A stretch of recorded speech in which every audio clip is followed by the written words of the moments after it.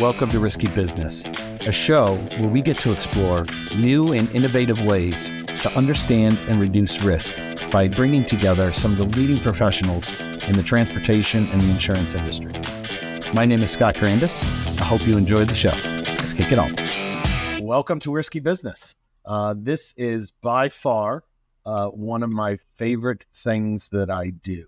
It's an opportunity to just kind of dig into a lot of the different things that we see in the transportation and transportation insurance industries, and kind of look at risk from different ways and see, how can things be improved? Where are things doing well? All that kind of stuff. So anyways, today I have a great guest. We've got Cam from CIA, and Cam and I have been working pretty closely together, I would say over the last year? I'd say, I just hit a year at CIA. So. And I think I met you when you just started, right? Yep, probably a month in. I remember the day. So let's call it 11 months. I remember the day. Well, cool. Well, listen, why don't we start with this? Tell us about CIA. Tell us about you. Tell us what you guys do, what you specialize in, and then we'll kind of dig in a little bit further from there. How's that sound? For sure. So CIA, Commercial Insurance Associates, I always have to make that little caveat. The amount of times I've been out in public and had my badge on and people see CIA. They ask, do you actually work for CIA? So I guess I should have been more specific. Yeah. No, Commercial Insurance Associates, what we do, we're an insurance brokerage. We love to do, our team's specialty is waste and recycling. We have a big transportation department that does obviously transportation. Then we have bonds and just general insurance needs that we can fulfill. Honestly, what we specialize in though is waste recycling, scrap metal, portable toilets, you name it, we can do it. All lines from personal auto to commercial auto to work comp. So we're a one-stop shop for everybody, and we like to keep it that way. Well, that's awesome. Waste haulers and portable toilets. That sounds like a lot of fun, huh? Oh, yeah. Get down and dirty. It's the dirty side of the trucking industry, pun intended. Oh, that's awesome. So how did you get, so 11 months or 12 months, how'd you get started? What brought you here? What got you into the industry? What was your journey? Yeah. So when I first graduated college in 2019, December of 2019, obviously we know what happened in 2020 with COVID. Yes. So I took a job back home in Stowe, Ohio, worked there for about 2.5 years, but towards the end, I just really was not happy. I wasn't happy with where my career was going or where I thought it was going. So I decided to network. I tried to network around, see what else was out there. By the way, that position was also in the recycling industry, and it was an inside sales position in the electronics recycling side. So I had a decent background of waste and recycling. I've grown up in the industry with my father, and he actually got me in contact with Will Denbo, who is the president of CIA on our side. And Will and I just talked, and he said, yeah, let's just keep this rolling. About a couple more interviews, they flew me down, had a great time, talked to them, got to know the guys, and about, probably 4 months later, I fully moved down Memorial Day weekend of 2022, and haven't looked back since, man. Nashville's a blast. Nashville is an awesome city. I love that town. Definitely one of my favorites. Oh, yeah. Definitely one of my favorites. All right, so let's dig into the, what you do with the fleets and how you connect fleets with coverage. What do you see that the agent's role is? What do you focus on when you're talking to the fleet? And then after you answer that, what do you see that others aren't doing, which may not help the fleet, if that makes sense? So I would say, first off, as an agent, we have two roles. We have to sell to our insureds, but we also have to sell our insureds to the insurance companies. So it's kind of a double-edged sword. We have our insureds back 100% of the time. and we go to battle for them to the insurance market. So what we do is actually pretty simple. We just ask the right questions.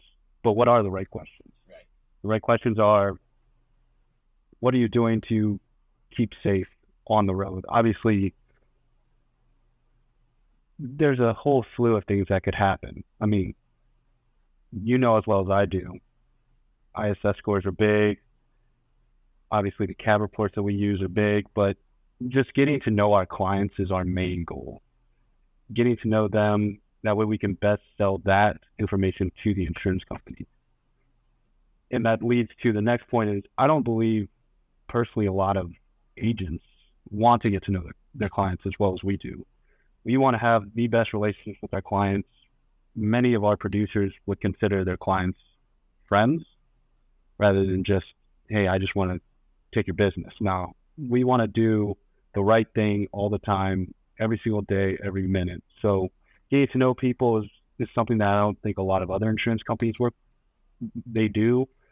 I mean, my opinion is probably jaded and biased because I've only ever worked for commercial insurance associates, but just looking and hearing from other people when they come to us with issues, it's like, hey, did your agent really know what your business is, or were they just kind of flying by the bootstraps and they just want the premium dollars, you know? So it's definitely an education piece, but it's also a friendship piece and a business relationship piece, right? So I think the best thing that we do is offer the proper solution the first time rather than giving our insureds a solution that might work, but then 6 months down the line when something else happens, that solution's not going to work. Yeah. No, that makes a lot of sense. And, it's funny, we deal with a lot of insurance agencies across the country in our everyday life. And you guys are definitely different, for sure. I mean, it's something that first time I met you in Nashville 11 months ago, That's right. definitely noticed it. And I'll never forget the moment, that kind of aha moment during the meeting where the conversation went to, wait a minute. There sounds like there's something here that we can do more for our customers, for our insureds, and we need to kind of unpack that. And honestly, you don't hear that a lot when talking to agencies. So, for anybody that's listening, that is a gem. That really is a gem to have an agency that says we have to put the customer first and we have to make sure that they understand, the importance of everything that surrounds their coverage instead of just chasing the premium or the commission. You know what I mean? To build on that, we look at ourselves as industry experts, at least within our vertical, the waste and recycling, and scrap metal and all the other things fall underneath that. I don't know if you ever knew this, but the Denbos actually owned a scrap yard in Decatur, Alabama, called Tennessee Valley Recycling, who later they sold it. I don't remember the year, but they sold it to SA Recycling, which is one of the largest recycling operators in North America. And I think that industry knowledge and boots on the ground kind of work sets us up for success in the realm of, hey, we know what you're doing on a daily basis. We can come in and ask you the proper questions. We understand the operations. We understand the organization, what you need to be doing, what you don't need to be doing, and then we can offer the proper solutions. Yeah, that makes total sense. Honestly, it's one of the things that I think I've always enjoyed about where I've been on my own journey, which is, I've driven trucks. I've owned a trucking company. I've worked in a warehouse.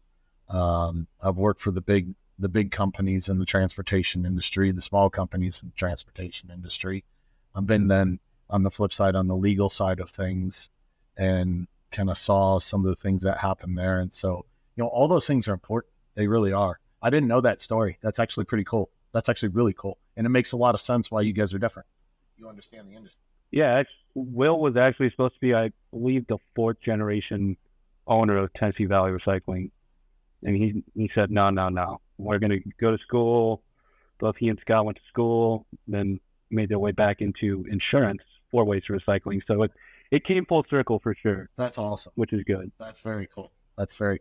Well, listen, I've seen some of the stuff that, and you and I have talked about over the last year, the things that you guys do differently. Since we got some time here and it's just you and I, why don't you talk about some of those things? Besides customer first, talk about some of the things that you guys, and you don't have to give away your secret sauce if you don't want to, but maybe some of the things you do want to talk about. Well, I mean, I don't want to give away what we do fully, but on a 3,000 or 30,000 level view, we take your operations, we break it down. We already have the knowledge. Again, we understand what's going on. Our team has been doing this for a long time, and we're able to offer you the proper solution the first time. Again, I think that's the biggest thing with a lot of brokers and agents nowadays. They have an ice cream shop over here, a hospital over here, and then a waste hall. You can't really develop a good solution or know a good solution without doing your research if you have multiple different verticals coming at you. Whereas what we do is we take our vertical, again, me specifically, waste recycling. We have our transportation vertical, which a lot of guys over there, and we just dive headfirst into the shallow end, honestly, and we make sure that things are done right the first time. And again, people make mistakes. Some things will come up. Life happens, but I think giving our clients the service that they need the first time, making it accessible is our biggest secret. Yeah, I think that makes a lot of sense too. Like, so when you walk into a new insured, let's say new customer, they've never done business. I'm gonna keep calling it the CIA with the CIA before. I love that. I really did not think about that till you said it, but it's so funny. Now I feel like we both should have been dressed like Men in Black. Right. We should have been in suits, man. The MIB working at the CIA. That's right. But like when you walk into a new customer, right? You guys have never done business with them before. What do you think the level of education is at that insured level on what are the factors that really matter when an insurance company looks at them to offer them premium, deductibles, coverage, that type of stuff? Do you think they really understand what the different points are that are going to be used as judgment when it comes to that stuff? I think nowadays, unless you have like a very, very new venture who's had no experience within the waste industry, which we've seen, they don't. In no fault of their own, they need to learn and we need to teach them, and we will teach them. But for the guys that have been operating for 10, 15, 20 years, they know. Now, that doesn't go to say that they're good operators. You could have a scrapyard in New York that makes $4 million on the year, but it's just a terrible operator. So obviously their insurance is going to go up. But what are the insurance companies looking at? Obviously, it's all loss sensitive. You need to have a good safety plan involved. And another thing that we can do is also help with that. Commercial insurance associates, that is. We can help you develop these things. And that's part of our approach, is looking at your issues, whether that's business-wise, auto-wise, whatever. We can look at it holistically and tie it back into the insurance. So I think the education of our insureds mainly comes on the auto side, because auto insurance is just going crazy right now, as you are probably well aware of. And being able to tell our insureds, hey, your ISS score is an 87 out of 100. It's not the best, not the worst I've seen, but we definitely need to work on getting that down. So let's develop a strategy and just prioritize what needs to be done first and execute it. A good saying that I try and live by is, sometimes you need to be 30,000 feet above the trees, but then you need to go down in the woods and chop the wood. Mm-hmm. So what does that mean? You need to plan at 30,000 feet, prioritize, and then go execute. Yeah. Get down in the woods, go chop the wood down. That way you can get the business done and keep things moving. Yeah, for sure. I totally agree. How do you think technology is affecting in a good way or not so good way that particular segment of transportation, the waste hauling and the Oh man, I think nowadays with cameras, huge 9-day difference because let's say an angry resident of a municipality has a complaint against a waste company, like, hey, you didn't come pick up my trash. Oh wait, no, we actually drove by, the cans were out. We have it on tape. We can go back and play that tape. That helps settle that dispute.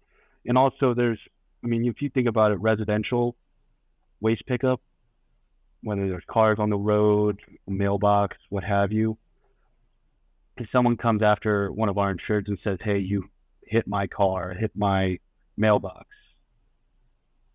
if they have the cameras and the technology, they can go back and look at that and say, no, we didn't.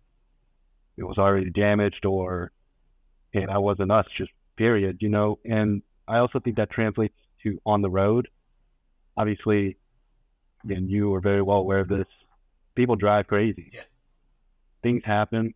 So when those things happen, if you have the proof to then go back to the insurance company and say, hey, this was determined as a not at fault accident, we have a much better, I guess, foothold to tell the story than say, oh, well, we don't really know. We have to go off the police report, a witness statement, in the driver's statement, So the technology is definitely developing in the right way. I think the only thing that would make it any better is to help educate people on the technology and how to use it. Obviously, you have some scrap operators that are so old school that they still have an old dusty computer that they use, and they really don't like using any new technology. They just have their old technology that they use. And then just having the conversation with them and saying, hey, this will help you in the long run. Maybe you're not the person to head up this project, but if you have someone else to delegate that responsibility to, we can definitely get you moving in the right direction. Yeah, that makes a lot of sense. I just did a podcast a while ago with the cameras, the inward and outward facing cameras. And it's funny, if I go back to when we first started to introduce telematics into what we do in our side of the business, that was back in like late 19. And telematics it's reinvented itself probably 5 times since then, right? And now to see these AI cameras, one of the conversations we had about it, and it kind of goes right back to what you were just talking about now, which is, do people really understand how to use the technology? Sometimes people look at those like inward and outward facing cameras and say, no, I don't want anybody watching me. Don't want anything, like this is my space in my truck. But I think what you just said is critical as it relates to all of the technology that's out there. If it's embraced, I think it's gigantic. Like there was a story that is in that podcast. I don't want to give the whole thing away because I want people to listen. This is really funny, actually. But not this particular story. But it was a story in the podcast where like the outward facing camera, which is always running, the AI cameras, it caught a fraudulent situation with a lady that was all of a sudden when police showed up, acted like she was injured, but she was totally fine right before that. So I think that embracing technology in the right way and using it could be a huge benefit to these fleets, not only in those types of situations, but in claims and seeing, how do you reduce the claims, which then affects their premium and all that type of stuff. So it's huge. Yeah, technology is gigantic.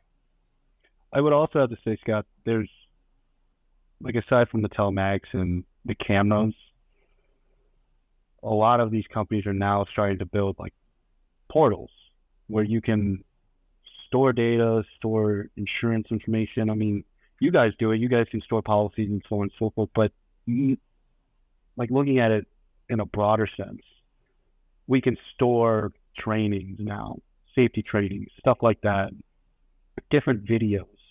Companies are starting to do that. And then that just helps us say, hey, to our insurers, that is, say, hey, you might not want to come to us every day. That's fine. We're here if you need us. We definitely want to help you, but we'll also give you a platform where you can go access information if you just have a quick question. And if you're busy, you can just watch a video real quick or like delegate that to your employees, train them, and then mark it off. And that is also a way that we help our insureds, is giving them access to different services, training services, webinars, so on and so forth, on just the broad topic of safety. Yeah. No, I think, watching, it's funny, like on my side, watching the industry mature, right? I have to pay close attention to it because it's part of what I do, right? But seeing the change start to happen in insurance and in transportation insurance, and fleets getting more savvy, and insurers getting more savvy, it's pretty cool to watch, and I think if the focus is proper, which is kind of like what we're talking about here, it's all there to help, right? It's all there to help. Right. It's all there to help try and stop lawsuits, try and stop claims, all that type of stuff. And anything that can be done to help is always a good thing, I think. And to build on that, it's also there to help prevent serious injuries or catastrophic injuries. Having the ability to coach the fleets. I mean, let's put it this way. Their greatest risk, or one of their greatest risks on the waste side, is driving the truck off-site and going to do pickups. Whether they have a guy on the back of the truck that's just out in the open, swinging, picking up cans, or if they're driving just back to the station and a car accident happens. That is one of their biggest risks. And to be able to help coach them on that huge risk that they take on a daily basis is critical for their understanding on how everything comes into play. Like we're building, for instance, what we're trying to do is build the Death Star out of Legos, basically, and piece it together for our insureds to say, hey, okay, we'll put this piece here and we'll put this piece here. And at the end of the day, you'll see the Death Star or the big picture, And then, again, that ties back into the education piece. But I think the coaching side of things is critical. Yeah. Especially as the technology keeps developing. Yeah, I totally agree with you. All right, so I've got 2 more questions for you, and I think both are fun. So the first one is, and I ask this a lot, and for everybody who's listening, again, this is not scripted. We just go where the conversation takes us, right? So the first one, and I don't know why this popped in my head. I think it had to do with like the porta potty sanitation stuff, right? So have you heard of a really funny story in that side of the industry that makes you laugh every time you think about it? On the portable toilet side, no, not necessarily. If I do, I'll definitely text you. Yeah. When I was thinking like Cousin Eddie and Christmas Vacation. No. We don't do a lot of them. We have a handful, but all of those guys are good operators, I'd say. Yeah. But if I ever do find a funny story, I'll definitely. Oh, I got to hear. I'll definitely give you a call or shoot you. Yeah, you got to tell me about it. That's awesome. All right, so now let's get into this is my last question. So what do you love about what you do? What's your favorite part? Man, how much time do we have? You got plenty of time. Go ahead. What I really love about what I do is, and this is coming from, I went to school, graduated 3.5 years, came out with a communications degree. I should not have been given the opportunity that I have been, but I think that's the best part about it, is being able to go to work every day or sit here and have conversations with you and just learn. Like just constantly learning about insurance, constantly learning about the operations side. And then on top of that, just building the relationships with other people, the people on my team who I love dearly, people like yourself, and all the insurance company connections that I have now. It's just night and day compared to what I used to be doing. It used to be 8 a.m. to 5, no breaks really, just grinding. And not to say that I don't grind now, but it's a different grind. And I think that for me, at my age, at 24, that's what I needed. Yeah. I needed to be able to get out and kind of spread my wings as an individual. Moving 2 states away from Ohio, down Tennessee, getting away from my home base. It was good for me. And it still is good for me. I mean, every day I wake up, go to jujitsu, go to the gym, then go to work, and I have a fresh perspective on what I need to do, you know? And I would say it's also the hardest part of it is having to literally drink from the fire hose on a regular basis and learn all this stuff. Trying to, not trying, but doing the learning is definitely the most fun, but also the most stressful at times. And I wouldn't say anything really with what I do on a daily basis is necessarily stressful, like to a 10 alarm fire stress level, but there's definitely stresses involved. I mean, I'm sure you get stressed on a daily basis as well with all the operation stuff and vendor relationships, but I think it's truly just being able to be who I am finally in a work setting. Which honestly, if you would have asked me what I saw myself doing by 25, when I first got to college, it would never have been insurance. It would have been, to be honest, I don't even know, probably some physical therapy or something like that, some sports science. But now we're here, and it's just growing on me, and I'm loving what I do. The learning piece, it can be a pain, but it's part of it, you know. Yeah. It helps me get to the place where I hope to be in 5 years, in 10 years. So there's always going to be a growth period for me within, I'd say, the first 5 years, because from the time you met me a year ago, I couldn't even tell you what inland marine insurance was, or auto liability, or auto phys down, you know, and now I still can't necessarily tell you all the ins and outs, but I could definitely get you to where you have a good grasp on what I'm talking about and breaking it down for you in layman's terms, because it's had to be broken down to me in layman's terms many times. And I think that's the best part. It is. You know what? I'll tell you what. I try and learn something new every day. I love it.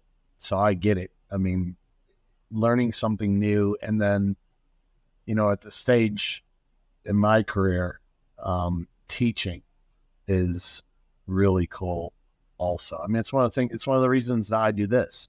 You know, the whole purpose behind it is to hopefully open people's eyes to, you know, what's happening in the industry, what are new things that should be looked at, what are old ways that aren't working, you know, how do you think outside the box, those types of things. And the only way you get there is, one, you have to learn it, and then you have to teach it. And then you learn it all over again because something new comes up. So yeah, I totally get it. It's a cool part of my world too. I love learning. The trips to London, I learn something new every time I go to London. Always. Yeah, and I'm truly just looking forward to growing with CIA and being able to look back on 10 years down the line, like, hey, and if we get a new hire that doesn't have any insurance background, like going to that person and being able to help them like you help others. That's a big thing for myself, just being able to give back, pay it forward. I had an advisor in college that always told me paying it forward was definitely the best thing to do, whether that's buying someone lunch and then not having them pay you back and just ask them to pay it forward, you know. Mm-hmm. That is what I want to do with my career. I definitely want to help other people, our insureds, but I also want to help our people in-house. Yeah. And to the best of my abilities, whether that's fixing an issue, hopping on the phone, getting things done, or just being that good person to them that day. Yeah. Everything comes full circle, man. Does. That's my takeaway from here. This is exactly why I wanted to do this with you. It's because it's all about education, right? Whether you're learning or you're teaching. And I think the more, and this is what I see not only with you, but you know, the times I've been inside your guys' building, you know, the team seems to all be the same way, which is how do we help teach because we've learned, right? And I think that the more that the industry does that with insurance, I think the better off we're all going to be. That's the takeaway from today. Boom, we got it. There we go. We got it. Good deal. Awesome. Well, listen, I appreciate you joining me. This is as always fun talking to you. And hopefully I'll be in Nashville again soon. Yeah, man. Just let me know, and then hopefully I can get my risky business hat soon. I'll send them to you when I come back. Oh, I got stickers and stuff too. You got to see these things. They're pretty cool. I've been starting to pass them out. There's part of this that I think is cool, and then there's part of it that I think makes me feel a little weird. But so now I have some of these floating around. They're stickers. Oh, nice. Oh, nice. You got to put them up on light poles around the town, man. Drive around to truck stops, right? Slap them up against the windows and stuff. Oh, good stuff. Slap them all over the place, man. Get the word out. Shaking up the industry. Shaking it up. There we go. That's how we do it. Well, all right, listen. That's right, man. Be well. Always a pleasure. We'll talk soon.